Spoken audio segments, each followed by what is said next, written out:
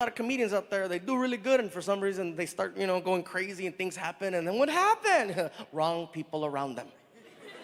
So whenever you see me, you're like, oh, Gabriel's keeping it together, because people keep me together. Shoot, I start believing my own hype. I'm at 7-Eleven, yeah, give me all that shit. Yeah, give me a Slurpee, give me crazy. Why is he talking to me like that? I don't know, just, I just want you guys to know. It's been a fun ride, and I want you to understand a little bit more of what has happened over the years to get to this point. For I'd say the first 10 years of my career, I was considered a Southwest comedian by promoters, meaning that they would only promote me in California, Arizona, Nevada, Texas, New Mexico. Nothing wrong with that. But here's the thing is that they were calling me a Southwest comedian, and then they call me Latino comedian, and I hated that. No woo, I hate that. I'll tell you why, and I know you have good intentions when you woo. Let me explain why I don't like that title. When you say Latino comedian, it makes it sound like I can only perform for Latinos, okay? And don't get me wrong, I know who I am and where I come from, but I believe that Latinos should be shared with everyone, and that's what I'm trying to do. And the reason why I make a big deal about that is because anybody else, you just call them their name. For example, Jerry Seinfeld. He's just Jerry Seinfeld. He's not Jewish comedian Jerry Seinfeld. Chris Rock is just Chris Rock. He's not African American comedian Chris Rock. But with me, I was always Latino comedian or fat comic. Yeah, they wouldn't even call me Fluffy, those bastards. And so it wasn't until years and years of grinding it out that eventually I wound up meeting a promoter who eventually became my manager, who took a chance on me, and he promoted me in Minneapolis, Minnesota, okay? And you cannot get any whiter than Minneapolis, Minnesota. That is where the Howleys are built, okay? That is the Howley factory, okay? It's Minneapolis, Minnesota. And it was a venue about as big as this, and it was sold out. And word got back to Los Angeles and to New York and to all these promoters that there's this entertainer with the last name Iglesias who sold a bunch of tickets who was not Enrique. Next thing you know, promoters are coming out the woodwork. Now they're changing their tune. Now they're not calling me Latino comedian anymore. Now they're saying, oh, this he's funny across the board. He's crossover. He's so crossover. His material touches everyone. He's crossover. He's crossover. Really? You're gonna call a Mexican crossover? It was getting worse.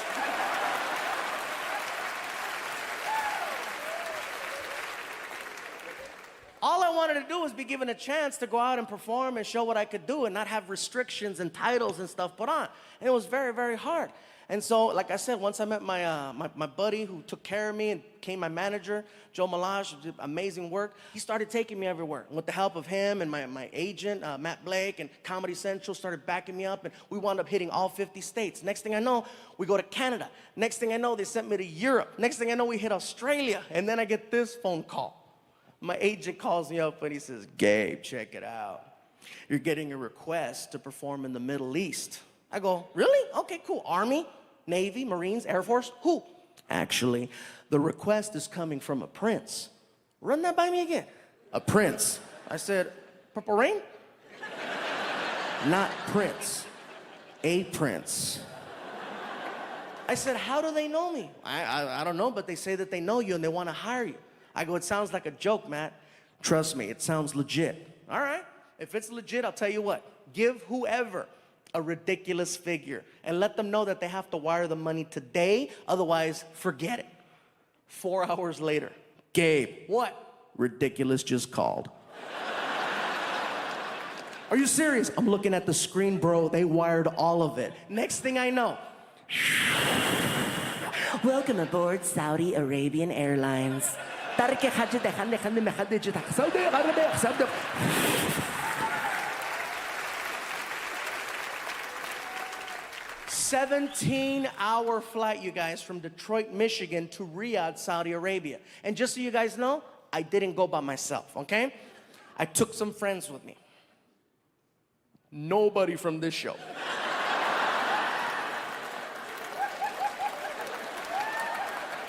For obvious reasons. Yeah, man, you see the crew that I travel with, everybody's hairy, big nose, goatee, beard, crazy eyes, this. Are you kidding me? With all of us, we're like Osama bin Lopez, you know what I'm saying? I don't know what the hell we are. So I took two other friends. I took one friend, his name is Edwin San Juan, who's Filipino, works clean. Hell yeah. And another buddy of mine named Larry Omaha, who's Native American, who also works clean. And, all right, hell yeah, sure. Hold on, I want to look at the camera. Hey, Larry Omaha, Edwin San Juan, you guys have fans and they're here in Hawaii. Get your asses over here. Anyway, so we head to Riyadh, 17-hour flight from Detroit. As soon as we get there, they flew us their first class, by the way. It was really nice. And the plane is pulling up to the gate, and it's doing the whole, and the tube is coming out to meet the plane. As soon as the tube touches the plane, all of a sudden, the door on the opposite side of the plane pops open, and a man in a suit gets on, and he walks over to the three of us, and he does this. And I'm sitting there freaking out like, oh my God, this is like the movies. And they pulled us off the plane, and they escorted us to this area called VIP baggage claim. And it sounds kind of crazy, VIP, and I get there and I realize, oh, they're serving cookies and candy and coffee, and there's leather sofas, and it's really nice. And there's nothing but Middle Eastern businessmen there, okay? And they're all talking about me. I don't understand Arabic, but everyone in this room understands when someone's talking about you. The guy's looking at me and he's like, I'm sorry, but this is universal. And apparently this is Arabic for damn.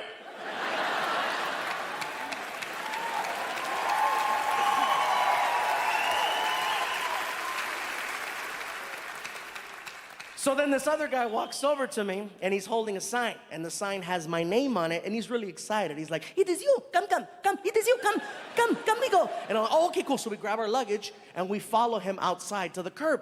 They have 3 Lincoln Navigator SUVs waiting for us. There's 3 comedians, and there's 3 cars. We're so paranoid that we're in the Middle East, we all get in one car. We're sitting in there.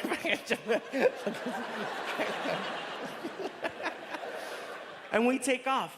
We're heading towards downtown Riyadh, okay?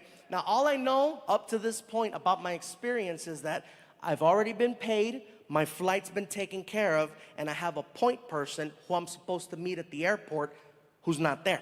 So I'm talking to the driver. I said, excuse me, sir, where's this guy? It is okay. Hey, take it to him. It's okay. It's okay. Okay. And for me, it's not okay because I researched Saudi Arabia. And you think the rules in Singapore are strict. The rules in Saudi Arabia are very, very different, okay? And I don't want to offend anyone, and I want to make sure that I don't say the wrong thing. So I need to know, I need some info. So I keep talking to the driver. I said, sir, would you mind helping me with some questions? Whatever you need, you ask, I tell you. It's okay. I apologize in advance if I come across rude or disrespectful or ignorant, but how do you guys know about me here in the Middle East? What do you mean, how do we know? Yeah, how do you know that I'm a comedian? Do you have Comedy Central or HBO or Showtime? What is that? That's a no. That's what that is, that's a no. How do you know that I'm an entertainer? Oh, your videos, YouTube. My friend, YouTube, you're huge. You're the #2 most famous comedian in all of the Middle East. #2. You're kidding. I am not comedian, I don't kid. No. I'm the #2 most famous comedian in all of the Middle East? Yes!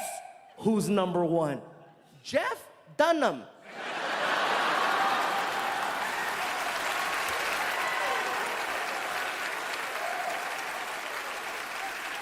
Jeff Dunham is the #1 comedian in the Middle East? You guys don't find him at all offensive? Oh, no. I kill you.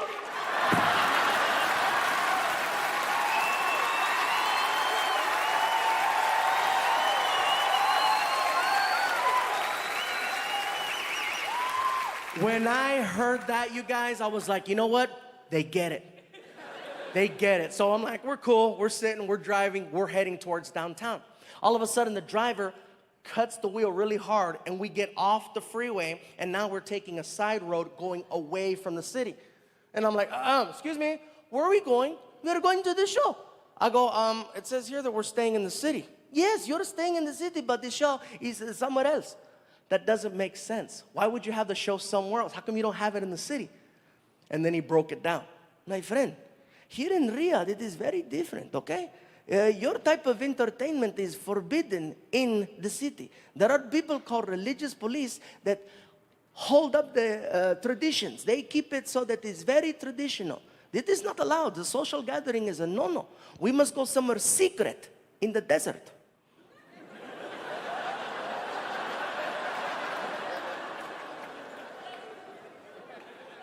All right. So how many people are you guys expecting at the show? Easily between 700 to 800 people. That many? I told you. Number 2. And sure enough, you guys, we pull up to this racetrack in the middle of the desert, and there's a giant tent set up next to it, and there's 800 people roughly there for a comedy show. And as soon as we pull up, radios start popping out. Just and I keep hearing on all the radios, fluffy, fluffy, fluffy, fluffy. All of a sudden, some guy runs up on the stage and they hand him a microphone and he starts yelling to the crowd. I don't know what he's saying, but I've seen enough hip hop to recognize a hype man. Oh yeah, he's out there.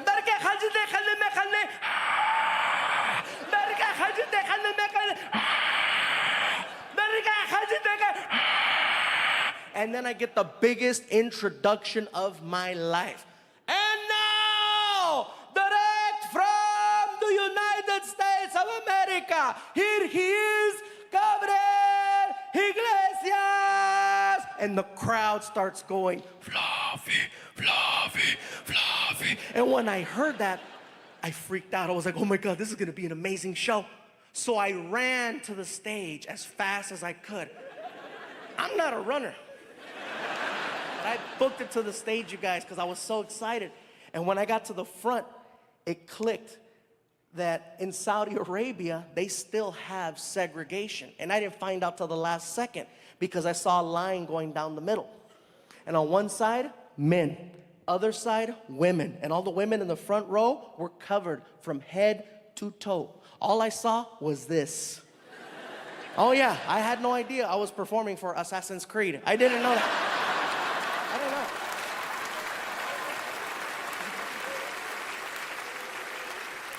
It threw me off so bad. Gabriel Iglesias. And hey, what's going on, everybody? How you?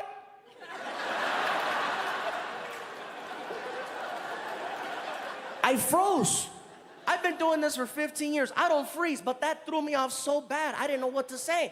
All of a sudden, men start yelling my jokes at me. My friend, do the donkey, do the donkey. Hey, chocolate cake, chocolate cake. Guy in the front, make fun of me. Hell no. And the people started laughing. The women were laughing just as hard as the men. You know, granted, some of them I couldn't see, but for the most part, it's like, and I'm not trying to be disrespectful. You know, they're moving and laughing. I even had fun with one of the girls. I said, oh, I saw your neck. You're going to get me in trouble. The Saudis had such an amazing sense of humor. They were laughing and carrying on, and I had no idea they were going to be like that. And then after the show, I got a chance to meet some of the locals. And one guy was almost in tears. He was so emotional. He walks up to me, and he's just like, I cannot believe that I am standing here in front of you, Mr. Fluffy. Oh, well, thank you. Please, when you return to United States or wherever you travel, let the people know what you saw, okay? Let them know that we are not all bad, that we are not all those bad people from Fox News, okay? You let them know, because we see Fox News, and Fox News believes that everybody in Middle East is bad. Everybody's terrorist. Everybody has a bomb. He has a bomb. He has a bomb. He has a bomb. Oprah is here giving away bombs to everybody. Everybody has a bomb.